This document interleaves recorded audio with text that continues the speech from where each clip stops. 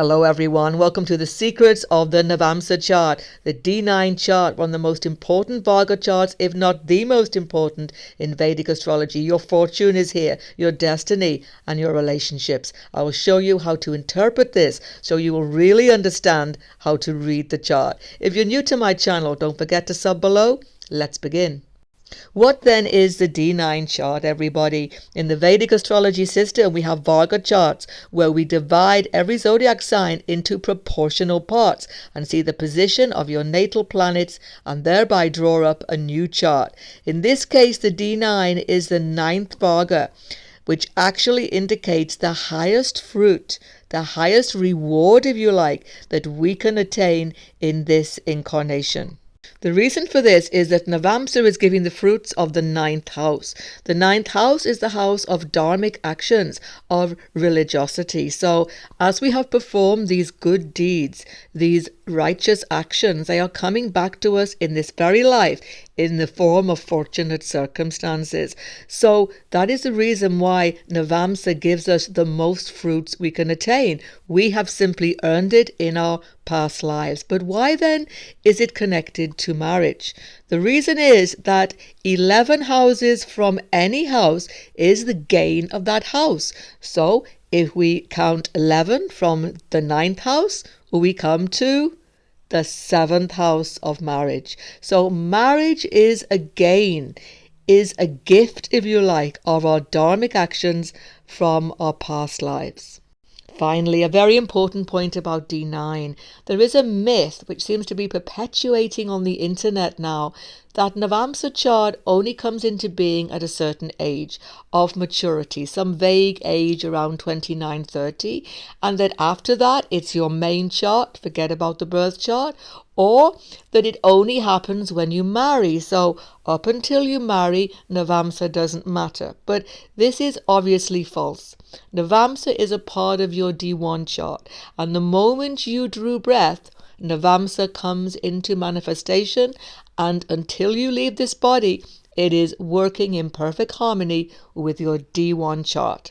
So I have seen in children's chart, transits to Navamsa show most definitely what's going on in their life, even more clearly sometimes than the D1 chart.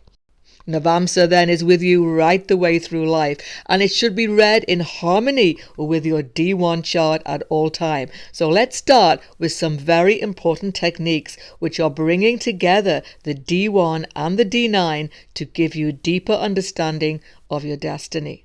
Let's start with the 9th Lord. The 9th Lord, as I've shown you, represents the principles of the D9 chart. So in your birth chart, where is the Lord of your 9th house gone in the D9?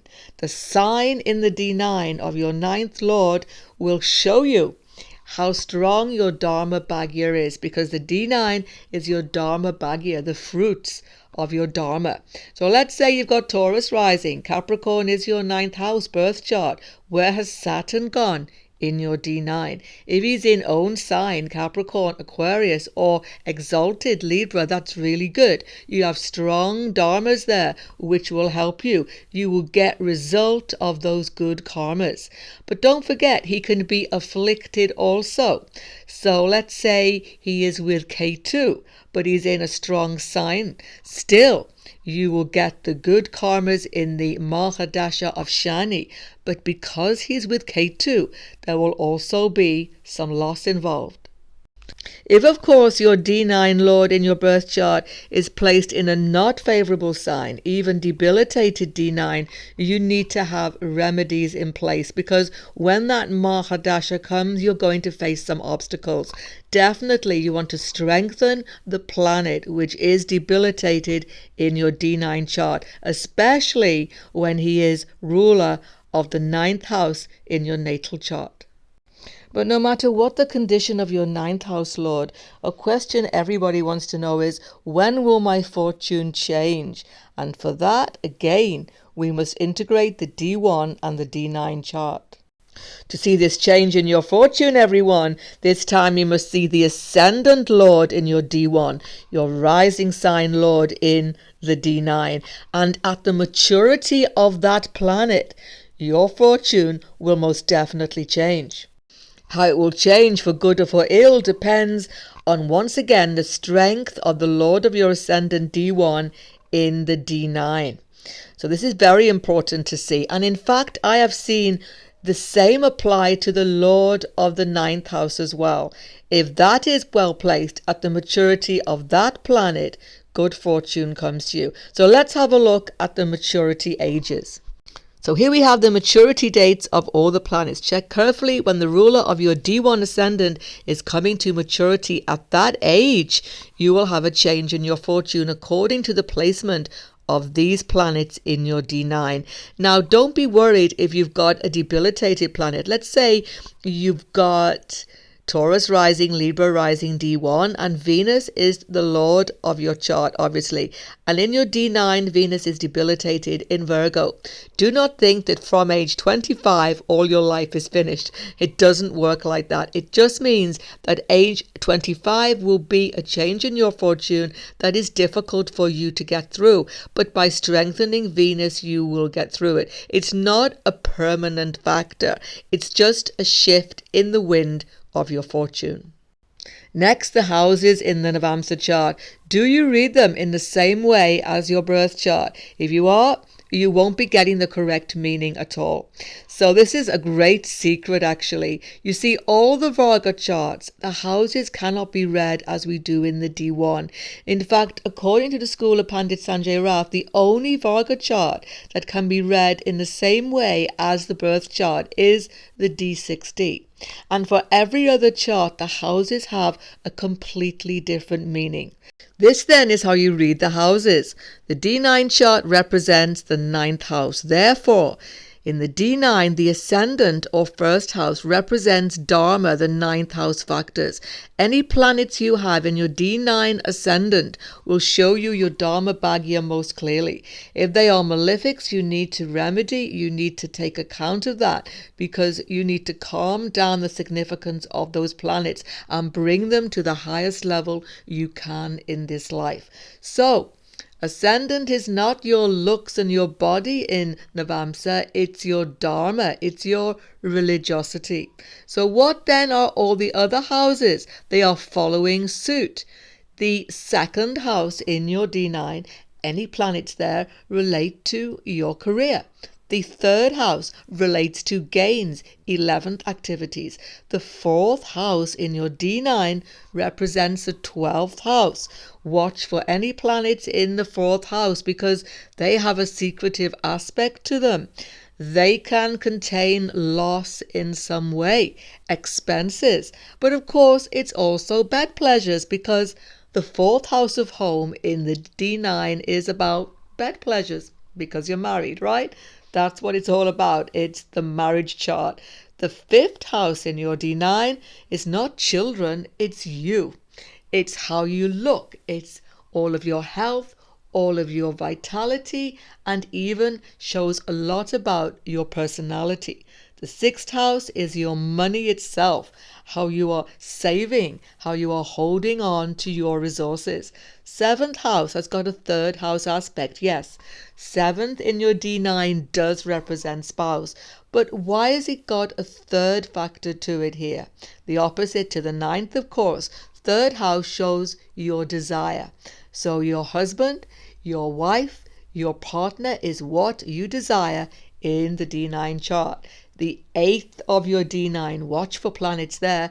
They relate to your home life most clearly. The ninth house represents children in the D9, particularly for female chart. And the 10th house, money, but conflict also and health issues. The 11th house shows you your spouse as your gain, okay? Because 11th house is about gain. But in the D9 chart, what is the gain? It's your spouse. And the 12th house of the D9 chart represents death. Why? Because it is the 8th house, the house behind the 9th house of Dharma. I hope that was helpful. Post below how this is working for you. Another great technique, actually a Gemini technique. You should see the D9 ascendant in your birth chart.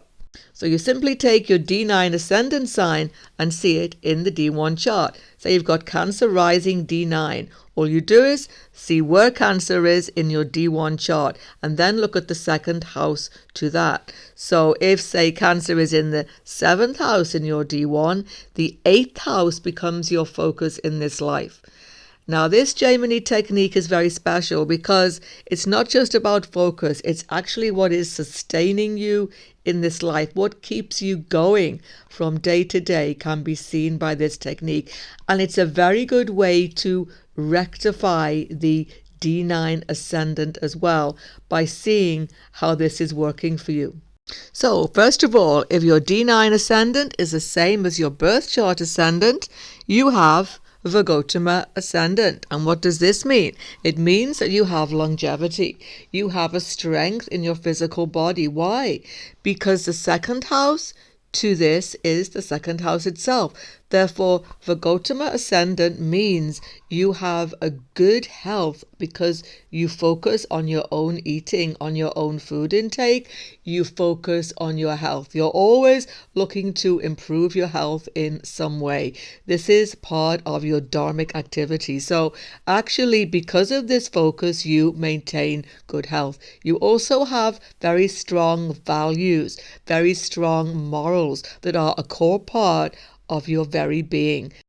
If the ascendant in your D9 chart sign is in the second sign of your D1, your birth chart, then you are focused on the third house in this life. This means you are actually quite self-willed. You know what you want. You've got very good courage in life. You are always moving forward to some new idea. Nothing stops you moving forward in life. You are a great communicator, and actually your whole focus in life is to become self-determined. When the ascendant in your D9 chart has gone into the third house of your birth chart, your focus is on the fourth house. Therefore, your mind is constantly on home matters, on the place of your birth, your country, your motherland, but also your own domestic situation, property, etc. You want to feel stable in life, and you do everything you can to make this happen. You're a bit of a mover and shaker in property matters, and everything to do with stabilizing family life is absolutely essential to you. If your D9 ascendant has gone into the fourth house in your birth chart, you sustain yourself by fifth house matters. Primarily, you educate yourself in some way. You have to have knowledge. Knowledge is the very core of who you are, but you are also very much connected to children, either own children or other people's children. You like to be around young people. You like to have fun in life, and there is a youthfulness to you which keeps you actually healthy, probably because you have this very light and positive attitude to life. If your D9 ascendant should be in the fifth house of your D1, you are sustained by sixth house matters. Your mind is always on the next competition, the next conflict, the next person that you have to beat, as it were. It's not in a negative sense, because you are always trying to be the very best you can be, which of course puts you into direct competition with other people sometimes. You are also very much concerned with your health and with dealing with the problems of life. You're expert at solving problems, in fact. If your D9 ascendant has gone into the sixth house of your birth chart, what happens is, because you are naturally attracting conflicts, you are always concerned with solving them. Your mind is on other people, consolidating, compromising, meeting other people halfway. How can you please your spouse? How can you please business partners? How can you basically get on with people is the number one focus for you. If the D9 ascendant has gone into the seventh house in your D1 chart, it's like a Morika position because it's opposite to the ascendant in your birth chart. What's happening is you're often getting into conflicts in life because your focus is on the eighth house. Therefore, there's always sudden changes. You're always being moved to another way of being in life. Nothing's staying stable. Everything's up and down, changing. But you get used to this, and you actually get sustained in life through transforming yourself. Whenever you completely take the bull by the horns, as it were. Not a very good saying, but there it is. And you transform everything yourself, you become stronger in life. So letting the past go, moving with transformation, gives you strength in this life. When your D9 ascendant has gone into the 8th house of your chart, there is a great transformation going to happen at some point in your life. Something may set you back. Something may change dramatically in your life or in your circumstances that forces you to look at life differently, and it has a most beneficial effect on you. All of a sudden you have a great interest in meaning of life, philosophy. You want to find the truth, and actually this will lead you along into the dharmic path in life. If the D9 ascendant sign has gone into the 9th house in your birth chart, your focus is on the 10th house, on your career, on your promotion, on your status in life. So naturally, you're a bit of a workaholic with this position. You work 24/7 to attain your goals in life. It's a total focus for you. When your D9 ascendant has gone into the 10th house in your D1 chart, it's quite a special position. According to the sutras, this will actually give you gains in life like a king. Why is this? Because you are focused on the 11th house of gain, and you are attracting fortune to you. Fortune in income, fortune in circumstance, and sometimes you get popularity also by this position. If your ascendant lord D9 has gone to the 11th house of your chart, your focus is on the 12th house. This makes you quite a secretive person. You keep a lot of things under wraps in this life, but you are deeply spiritual, and it is possible with the right sign placement that you are moving towards the liberation of yourself from this material world. But definitely you are cultivating your spiritual knowledge, and this is what is sustaining you in all circumstance. However, if your D9 ascendant is actually placed in the 12th house of your D1, your mind is focused on yourself. So this can actually mean that you're a little bit selfish sometimes, or you are very self-contained, very confident, very determined to do your own thing in all circumstance. Let's look now at specific planets in Navamsa, especially the planets placed in the trines. 1, 5, 9 are the most important houses in the Navamsa chart.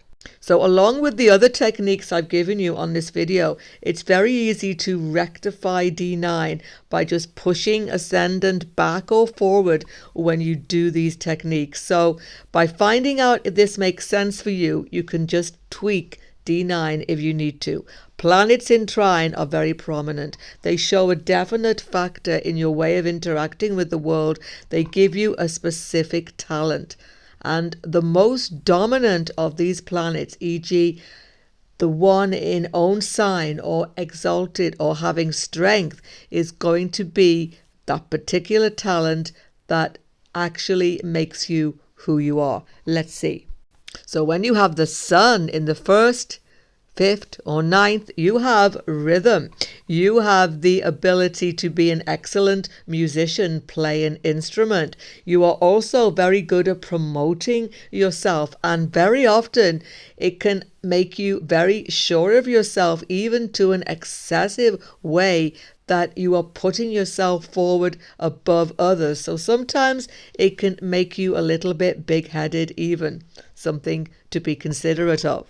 The moon in trines in D9 gives you a unique voice, very often a great singing voice, according to the strength by sign. If it's not in a very good sign for the moon, then that may not be such a talent, but you still enjoy singing. You still enjoy using your voice in some way. If not in singing, then in speaking, in presenting yourself. With the moon here in these trine houses, you can make a great impact on the public. Another planet that makes you a great speaker and public presenter is Mercury. Mercury placed in 1, 5 and 9 is going to most definitely give you the ability to speak in a way that gets you noticed. You're a very good writer, communicator, very brilliant at presenting facts, even sometimes mathematical, scientific and so on. But most of all, you're a business person. You're excellent in business. It's a great talent. When you have Venus placed in 1, 5, and 9 in your D9, you have artistic sense. Your dress sense is very noticeable. You can be very fashionable. You have a very canny way of dressing yourself that gets attention. But it's the artistic sense. You're very visual. Everything is about how you see. Your visual sense is very pronounced. So you can forget people's names, but always remember faces. So you're an artist through and through. Mars placed in the trines 1, 5, 9 Navamsa is going to make you an angry person, quite aggressive, and you can also be a fighter. You will fight for what you want. Nothing stops you. You are out there to win the war in this life. Very often, though, it's a righteous cause because it's a D9, especially in a strong sign, and this is favorable. Jupiter placed in the D9 trine is very favorable because Jupiter in 1, 5, or 9 in your D9 gives you wisdom. Great wisdom which helps you through all times in your life when things may be choppy. You come through because of a deep knowledge which sustains you, and you give it out to other people. Jupiter here can give you the ability to sustain others also through this wisdom, through this knowledge. When you have Saturn placed in the 1st, 5th, or 9th house in your D9, there's a sternness to you, but it comes from a definite feeling of wanting to do the right action, the dharmic action. You see, Saturn is about the straight and narrow. So if he is not afflicted, he gives you an orthodoxy. You're a traditional person. You follow tradition in society. You want to be part of the normative society culture, whatever it is, wherever you are. When you have Rahu in trines in your D9, you have talent dealing with large machines, machinery. And this is all because Rahu is so in tune with the age of Kali. This could be anything from driving a train, a truck, anything at all really. But even if it's not in that line, you are very good in the abstract sense. You deal with research. You deal with philosophy. You see things outside of the box. Rahu gives this definite talent, and very often talent in astrology as well. If you have Ketu strong in a trine, you can expect that you are going to be intensely spiritual with an ability to see outside the veil of Maya. You are very intuitive, and also you have ability dealing with machines, but in this case, smaller machines like computer technology. You may also have talent in mathematics. And just like Rahu, Ketu will also give you talent in astrology because Ketu is bringing to you the knowledge of astrology from past life right into this life, and you pick it up more or less where you left off. Finally, let's explore spouse in your Navamsa chart. First of all, we have to define what is spouse for the purpose of this chart.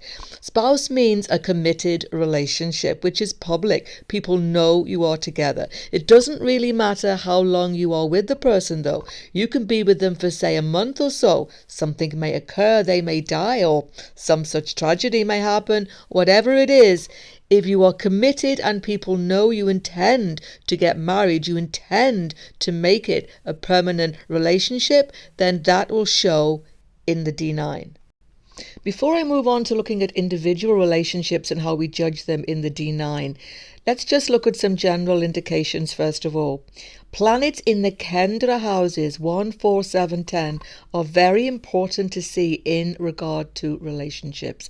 If you have Venus in 1, 4, 7, 10 in your Navamsa, that's generally good because it opens you up to relationship potential.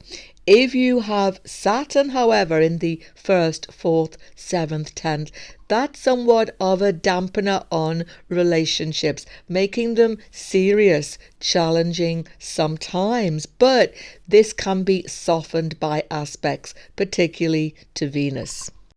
However, in addition to these general indications, please remember that every single committed relationship in your life must be judged as an individual entity, reading this in your Navamsa chart. Let me show you how to do this. So we judge the first marriage or committed relationship, as I say, it doesn't have to be formal marriage, from the 7th house in your chart.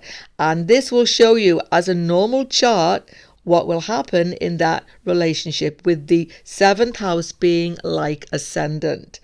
And obviously, the 8th house will show ending or death in that relationship. So, therefore, we see the second marriage or relationship from the 2nd house, and we judge in the same way from there.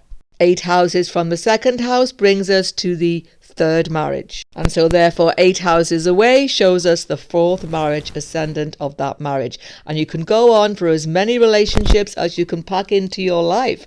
The basic principle is 8 houses away from the ascendant of any relationship shown in your D9 is the ending of that relationship and becomes ascendant of the next relationship. So how do we judge the individual relationships in your chart? I'm using the first relationship shown here as the example, but the same principles apply to 2nd, 3rd, 4th, and so on. So you judge by the sign primarily, first of all, that is in the ascendant of the relationship. So say you have Scorpio here, it's a very intense relationship, but there may be secrecy. If you have Virgo, there can be criticism in that relationship. If you have Aries, there can be tempers flying, but it's an intensely open and very active relationship.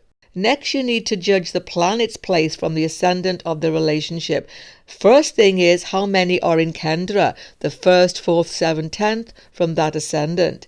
If there are many malefics in these houses, such as Shani, Mars, Rahu, Ketu, that can be challenging. If there are benefics, that can be helpful. Next, you must see the ruling planet of the relationship, of the ascendant in that relationship. Say you have Virgo here for your first relationship. Where is Mercury gone? If Mercury is gone into the 6th house from this sign, or the 8th house from this sign, or the 12th house, that can give great challenges. There can be secrecy, there can be rivals, there can be difficulty occurring. So judging the house placement from the ascendant of the ruler is very important. But even if they are in a favorable house, so say the ruling planet is in Kendra house, if there is affliction, then that can be difficult also. One of the most important houses to see, though, is the 2nd house to the relationship, because the 2nd house to any house is the maintenance, the sustenance of that thing. So the relationship will only survive if the 2nd house is strong. Benefics here are really helpful. Also, the ruler of that 2nd house, where is it gone, and if it has malefics or benefics with it, will show you so much. Another factor I've seen is to see the moon. Now, the moon represents home and family, that's true.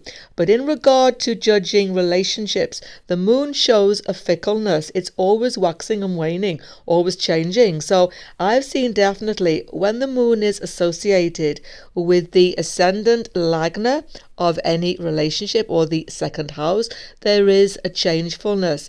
It's like one of those relationships that are always on and off, breaking up, getting back together, or there is just a lack of emotional commitment, especially when the moon is associated with malefics. Next, everybody, let me bring it all together for you with a chart example. I've chosen to use Johnny Depp here. Why? Because, well, first of all, he's been in the news with this very public airing of dirty laundry, if you like, with his relationship to Amber Heard. Now, this has been very dramatic, that I was very interested to see, personally, myself, what on earth was going on in this D9 chart. And I was not disappointed. It's a very dramatic D9. Another reason for choosing Johnny Depp is that he makes commitment to his relationships. He goes public about them. He's either married, engaged, or proposing. They become public knowledge. And actually, we can see them chronologically and therefore accurately in the D9. What makes him so committed is, of course, Saturn. He's very traditional, Saturn in Trine, and with the moon, he wants that commitment. He wants that deep relationship. Of course, Moon Saturn gives emotional difficulty. What stands out in Johnny Depp's chart, however, are the number of malefics in Kendra. Can you see Mars, Rahu, explosive, Angaric Yoga conjunction, Shani in the first house, and K2. So these malefics show difficult karmas that make relationships a challenge for him. But he wants it so deeply because the moon shows the deep need for commitment, the deep need to have relationship with somebody else. It's a very deep karmic need. Of course, the moon is also showing fickleness when it comes into the relationship in question. Now, do you also notice, though, the extremely favorable fifth house? Johnny Depp's fifth house has all the benefics, Jupiter, Venus, and of course Mercury, which becomes benefic because he is with Venus. Now, these benefic planets in the fifth house, as per the principles of D9 houses, relate to how he looks, the ascendant, because fifth house relates to the first house principles in D9. So this shows his enormous good looks. Venus, of course, definitely there. Venus with Mercury show youthfulness. He can stay young looking. Jupiter, however, debilitated, gives a tendency to excess, which may affect his health. But these benefics in trine in Navamsa show his enormous artistic talent and tremendous success. Venus rules the second house, as you know, in the D9. As I've shown you, this is career indication. So Venus with Jupiter gives enormous success, popularity, and Venus in a trine, tremendous artistic talent. Of course, Mercury is the ruler of the Navamsa itself, the first house Virgo, and being conjunct to these two benefics, Venus and Jupiter, definitely showing that the past karmas have brought him this great success, wealth, and artistic talent. However, the malefics are going to come into play, and it's without doubt that they are coming into play in his relationships. Let's have a look. First marriage for Johnny Depp was to Laurie Ann Allison, which was in the 1980s. See how young he was then. So this is represented by the seventh house as the first marriage. Jupiter is ruling. That would seem favorable. But right away, we see the amount of malefics in Kendra threatening this relationship. Notice right away that the maintenance of this relationship, which is a very idealistic one, by the way, because Jupiter, Pisces, gives that high idealism, is actually Mars. So Mars is attempting to maintain this relationship, but is afflicted by Rahu in Kendra. The Angaric Yoga is affecting the relationship. As we're going to see, it has an enormous impact on almost every relationship. And then the opposition of the moon Saturn, giving a coldness, a change of feeling coming into play. This relationship could not be maintained. His second committed relationship was to Jenny Gray, to whom he was engaged. Notice that the second house, as the ascendant of this relationship, is not afflicted, but the maintenance of the relationship has severe problems because Mars is the second ruler from the second house. And where is Mars? Once again, afflicted by Rahu, the explosive Angaric Yoga. It can't survive. Third relationship starts in the 8th from the 2nd. Now, again, it looks favorable because Venus is lord of this relationship as it was for the 2nd, so there is engagement to Cheryl Fenn.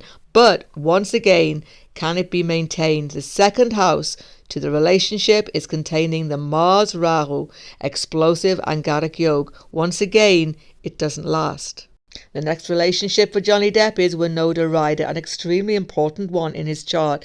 He proposed to her, but she did not accept. Notice that K2 is rising in the ascendant of this fourth relationship in Sagittarius. This is extremely karmic axis. Now, when you have Rahu K2 in the axis of the relationship in your D9, this is supposed to indicate the last relationship.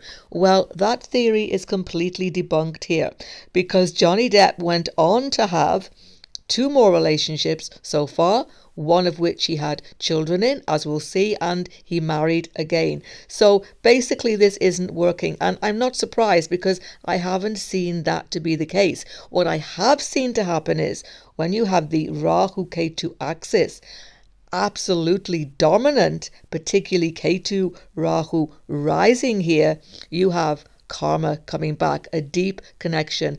And Ketu gives loss. Ketu, you have to renounce something. So he wanted to marry her, but she didn't want to marry. So this is the issue. Or she didn't want to marry him. So this is the issue. Ketu gives loss for Johnny Depp here. Notice that the ruler is Jupiter, and it's in the second house, which should be good to maintain it, but it is in a debilitated state. And the ruler of the second house is with the moon, showing a deep emotional commitment, but very much showing distress when this ends for him. Notice as well that the Mars, Rahu, and Gadakyos is opposing exactly this relationship, and that Mars is the ruler of the 12th house of loss. This was, I think, a very deep relationship. I believe that he actually tattooed her name onto his body. There's an element of obsession here, but there's a deep connection, maybe a deep love here for him, but it was emotionally painful. We can see that in the chart. After that relationship failed, Johnny Depp was with Kate Moss, the British model. Now, this relationship looks quite favourable on the surface. It's going to be in the 8th house from the 4th, in the 11th house, 5th relationship. There are no afflictions to the house, but do you notice it's ruled by the moon, Cancer, and the moon is with Saturn. So there is a strong malefic influence coming into this relationship. Again, the sun is in the second house in own sign Leo, but this sun is actually quite a burning effect on a relationship because the sun is mildly malefic as well. So this, I would imagine, burnt itself out. I don't believe there was a real emotional commitment here because the moon is fickle, and with Saturn brings a coldness into this relationship. Next relationship for Johnny Depp is to Vanessa Paradis, with whom, although he didn't marry, he had 2 children. Now, I have to tell you, I've not looked up the details of any of these relationships. I've just seen who he was with and what happened. Basically, did he get engaged, married, did he have children? So in this relationship, he has children. We can see it because the Mars Rahu is producing something now. Children, 5 houses away from this house.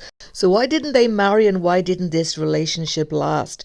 Well, first of all, it's in the sign of Aquarius. Aquarius is hugely karmic. Check on my channel. I have a video, Aquarius, Scorpio signs, explaining the deep karmas here. Wherever we see Aquarius, there will be some loss involved of some sort. It doesn't mean that you can't maintain relationships, though. Other things you have to see. So in this case, there is some loss, definitely, because Saturn as ruler is actually going into the 8th house from this relationship. The actual ruling planet is 8 houses away with the moon. There is some deep loss of connection, loss of trust happening in this relationship. And the second house lord, which should maintain the relationship, has gone into the 12th house in a debilitated state.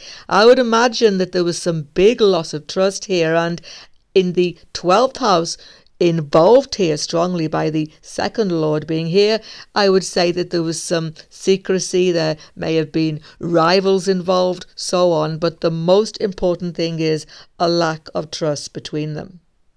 Finally, we get to the relationship, the marriage with Amber Heard, which was so quick to end. I think it was only a year or so they were together, but it's all over the news last year because Johnny Depp was accused of being violent, of having domestic violence in the relationship from Amber Heard, and a newspaper accused him, called him a wife beater. He took that newspaper to court, and all the details of their really explosive relationship, I mean, check it out on the internet, came into the public arena. What's going on? It's a 7th relationship for Johnny Depp.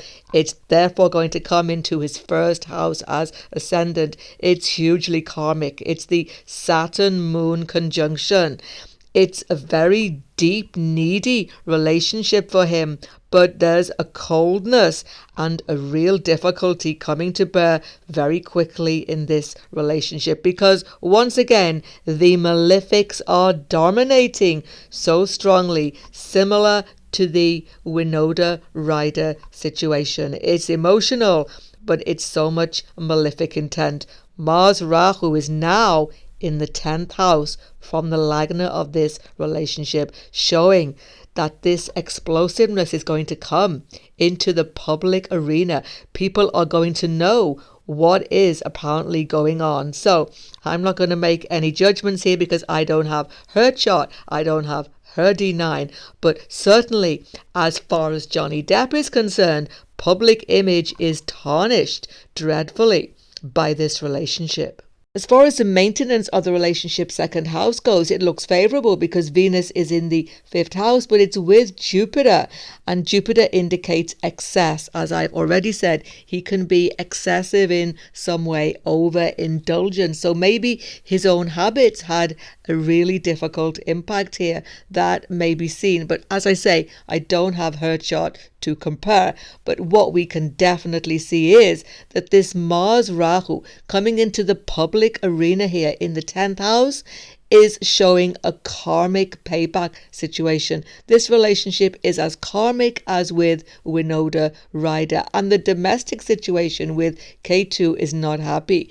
K2 in the 4th house can show loss in the domestic arena, a difficulty living together, being together in a harmonious way, and even in Sagittarius, a foreign move in some way. I don't know whether they moved into any foreign land together, but that could be seen. What's for sure is wherever they were, they couldn't find harmony in their domestic life. This Rahu Ketu axis is so extreme and karmic. And yes, the public arena, the Mars Rahu is showing that the idea of violence in their relationship is becoming a public idea.